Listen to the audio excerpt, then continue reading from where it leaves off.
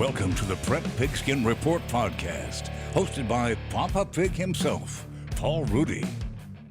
Welcome to PPR podcast number 53. 53. Oh. 53. My name is Rudy. To my right is Bert.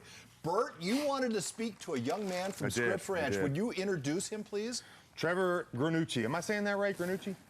Yes, you are.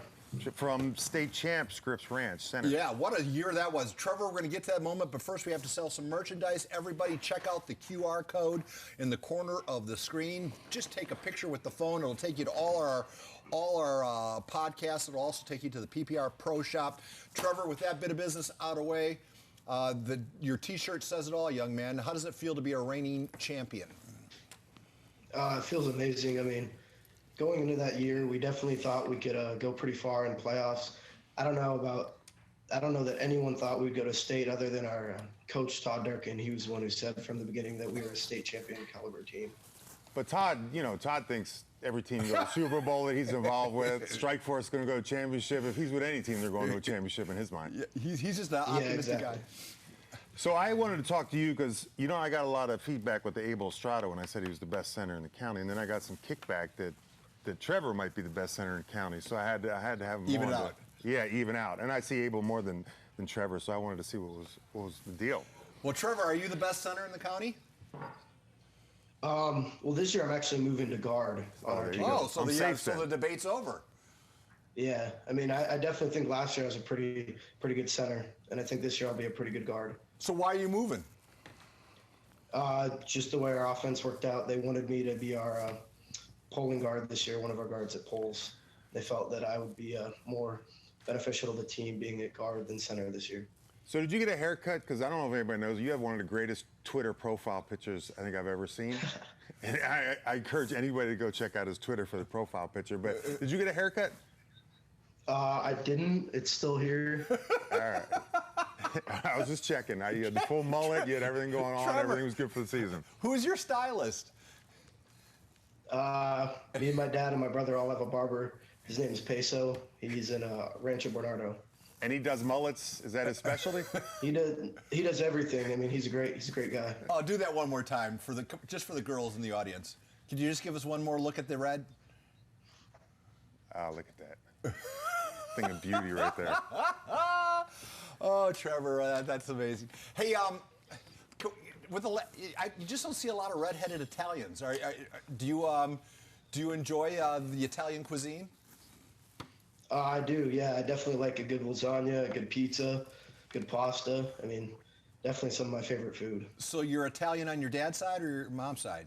My dad's side. Dad's side. Sonny was from The Godfather. Remember James Caan? He was redheaded. Yeah. Good point. So your favorite cuisines are lasagna and pizza. Italian-wise, I definitely like a good steak. Oh, yeah, of course, you're a lineman. So, Trevor, give us a little, everybody, when you think of Scripps Ranch, I'm going to say team strength, you're going to say Jack's Leatherwood. What's the position team strength for you guys? Going into this year? Honestly, I can't really name one unit. I think the whole team as a whole is going to be great this year. I mean, we definitely lost a lot of seniors last year, but a lot of the young guys are prepared and ready to go make a run at state and CIF again this year. It was such a magical year with a state title, within the basketball title. Years like that come along once every Haley's Comet, it seems. Like, is it almost...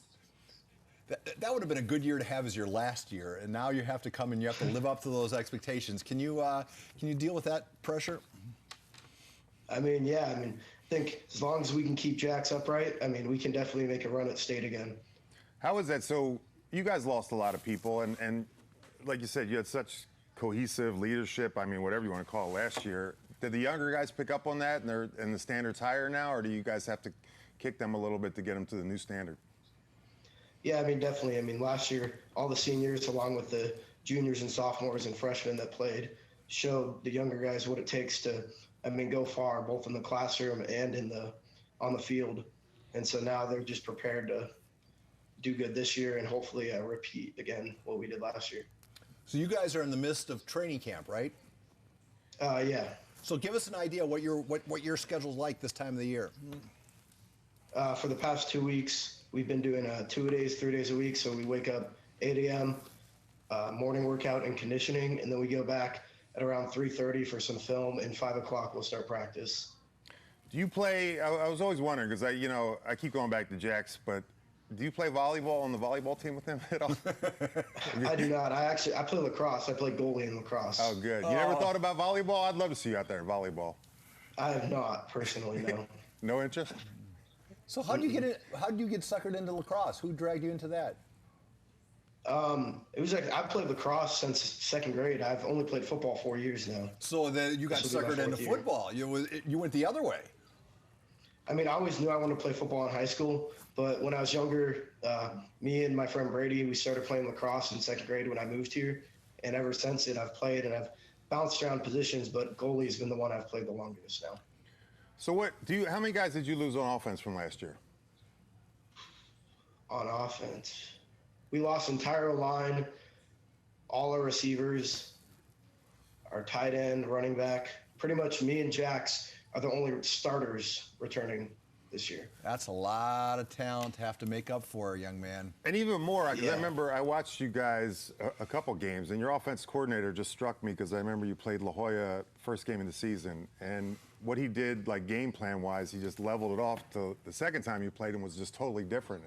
That's got to be hard for new guys to adjust to his offense because he seems to put a lot of levels and different wrinkles in, and he just doesn't keep it the same, which is great. But is that hard for younger guys to pick up? I think yes and no. He preaches AP football. He's an AP history teacher over at Mira Mesa, and he preaches AP football and being able to take mental reps when you're not in, and being able to pick up on different things and add different layers every week, so that our teams and offense is completely different every week. Now, do you get class credit, or do you get? Does that show up on your report card if you're taking an AP football course? Unfortunately, no. But I mean, let's talk a little bit about Coach Gardner, because I'm sure you're well aware you have the distinction and the honor of playing for one of the best coaches in high school football in our county. But more than that, he's one of the best human beings. I mean, he makes no bones about it. You guys come first in his eyes, and he doesn't go easy on you by any stretch of the imagination. But it's obvious the man cares about you, is it not? Yeah, he definitely does. I mean, he preaches making better men on the field rather than football first, as well as getting, I mean, you saw with our 3.74 is school first. I mean, if you have a C, he's not letting you play football. I mean, you're doing study hall instead of practice. So, I mean, he makes great men on and off the field and prepares you for your future without football or with football. Wow. So I was looking at your schedule. I mean, you have it's usually like you have the hard part in the beginning out of it, but this is who you end with: Saints, Lincoln, Madison, and Cathedral. I mean, Yeah.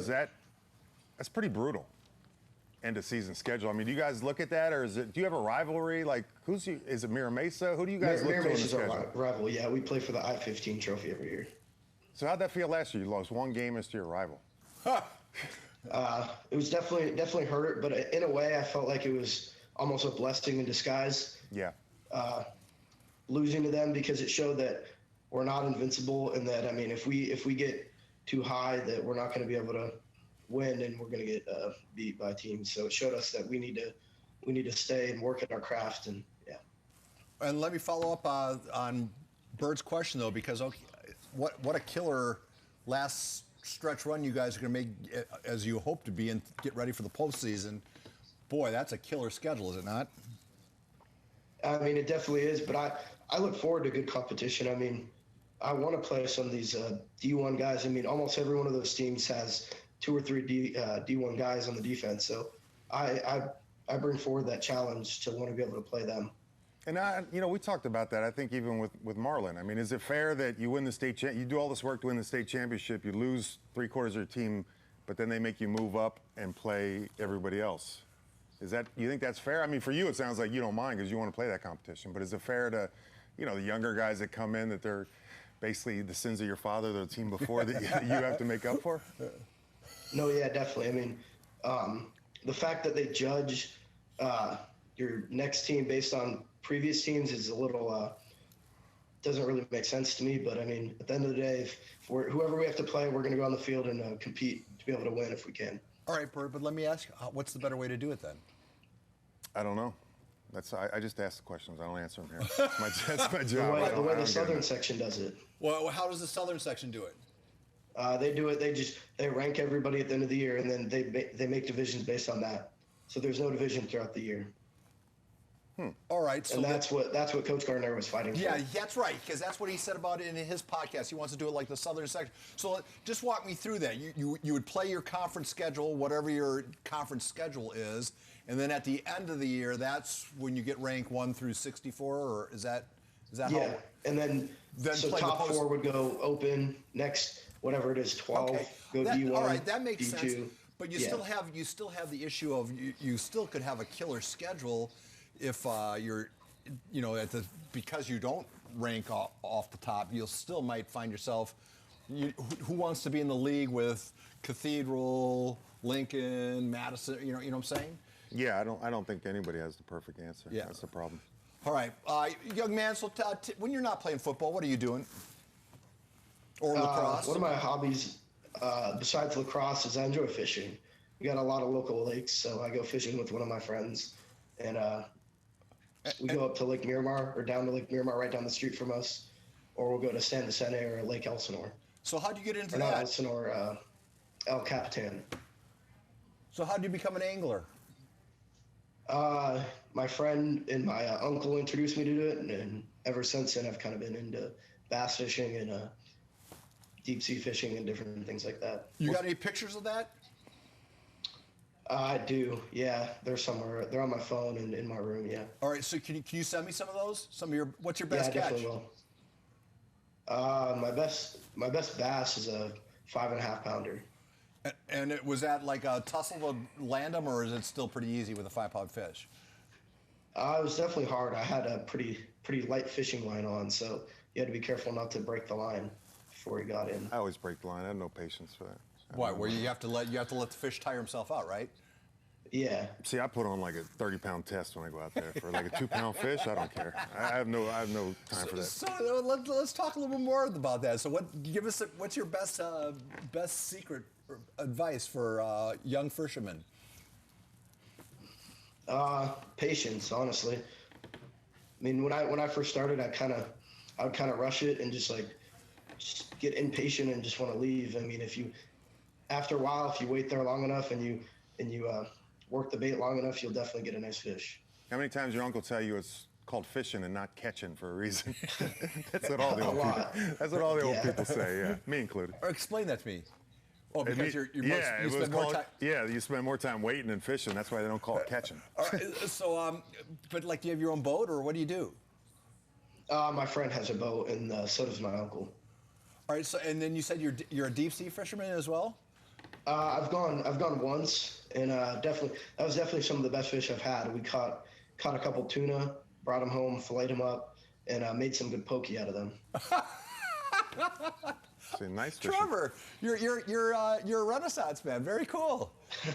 Yeah. So so that'll be one of your passions later in life. Then you'll pass that on to your kids eventually, huh?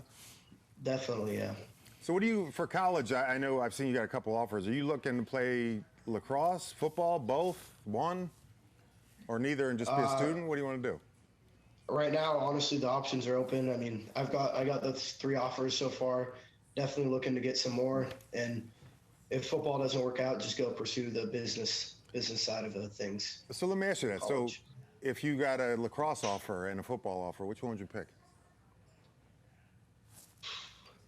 Honestly, it depends. I think I'd definitely go football, but it would depend on the school and other aspects of it, because I love both sports a lot.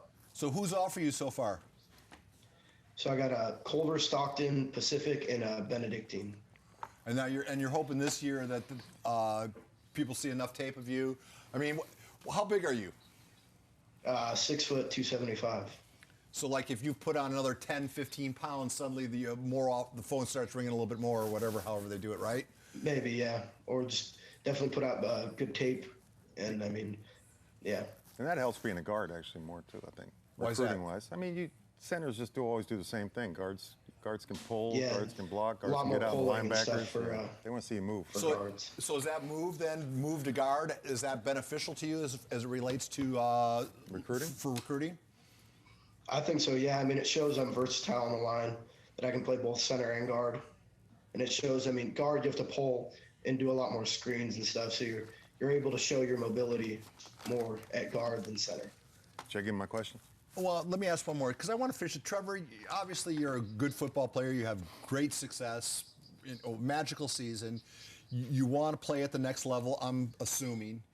Is it hard to watch as you see other kids, and it's become such a, hey, look at me thing now on social media. Hey, I'm so grateful I got an offer here. I'm so grateful I got an offer there. And the kids, the offers tend to pile up for a handful of kids. Is it hard to watch that knowing, hey, I think I'm as good a football player as that guy, or I'm at least in the conversation, but maybe, recruiters get focused on some shiny object and they're missing you. Is it hard to watch that happen? Is there a little bit of jealousy? Honestly, yes and no. I mean, I definitely wish I could have some of those bigger offers, but I like to see other kids get offers like that. I mean, it's good to see other kids in San Diego being able to get offered and go get their college paid for. And that's been the problem, I think, with recruiting, especially offensive linemen and defensive linemen. It's, you could turn on your film and it could be killing everybody, and you turn on somebody else's film that doesn't kill everybody, but they're 6'4" and they get the offer just because of inches. And it's always been that way with college football. It's because crazy. it seems like there's a template for recruiters as far as what they're interested in, and if you don't fit that template, it doesn't really matter how good a football player you are. You sometimes get ignored, and I always think, God, I just want the best football players. Yeah, you'd think. I don't care about how they look on the team picture. I just want the guy who's going to bulldoze somebody. Yeah, it used to be look like Tarzan, play like Jane, but they would get all the offers all the time. Those guys, because they were big and they were muscular, like you. Yes. All right, wait, so Trevor, take us back. Who are your buddies? Who do you hang out with? I hang out with a lot of our players. I hang out with Jax all the time. Dean, our receiver who caught the winning touchdown in the state championship. Our running back, Josh. Our tight end, wide receiver, Ethan. Just a lot of the football guys. Let me ask you a question on that, because I remember, I think we all did in high school. We always hung out with our position. So if you're the only junior and all the seniors graduate and you hung out as an O-line, is that kind of weird going to camp and you gotta go find a new lunch table to sit with the popular kids because all your guys are gone? No, we were definitely, last year and this year, both of our O-lines are very close, or we're very close. And yeah, we go out to eat all the time and just spend a lot of time together. I mean, we're one unit, we're not individuals, so. All right, hey, just you. It's just us guys talking. Tell us a funny story about Jax. Tell us something that most of us don't know about. He's really good at freestyling, like rapping. Rapping? He'll put on a beat. He'll put on a beat with no music, and he'll be able to rap and freestyle. Like, we'll give him words, and he'll be able to freestyle just based on certain words we give him. I don't know, I'm going to have to see that before I believe that. Is there any video evidence of that? No. Yeah, there's never been a volleyball player that was good at freestyling. Come on, man. I don't believe that. All right, well, that's it. That's interesting to know.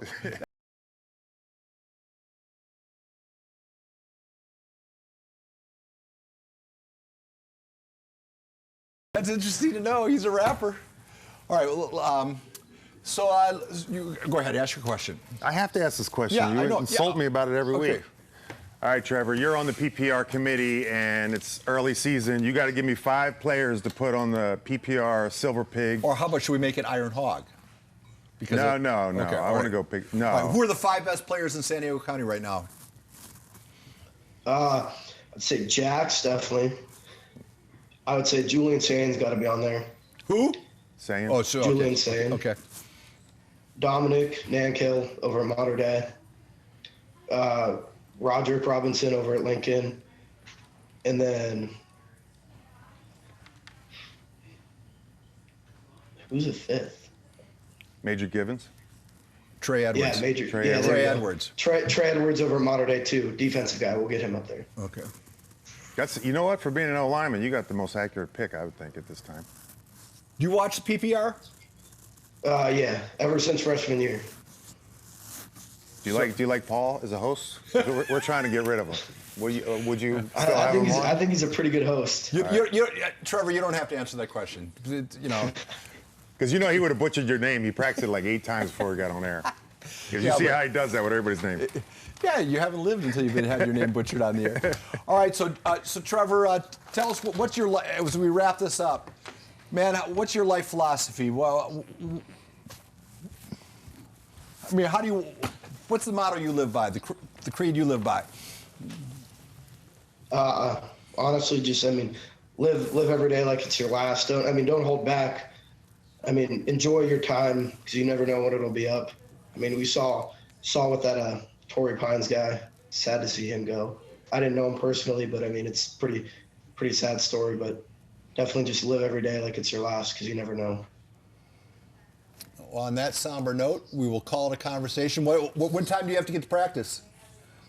Today we got to film at 3:30 again. Practice at 4:45. All right. Trevor, thank you so much for sharing your haircut with us and having some fun with us. We appreciate that. Can you get his Twitter picture up too on this podcast? Absolutely. Don't change it tonight either. Trevor, don't hang up just yet. Don't hang up just yet. 3, 2, 1. Turn off the machines. This podcast is over.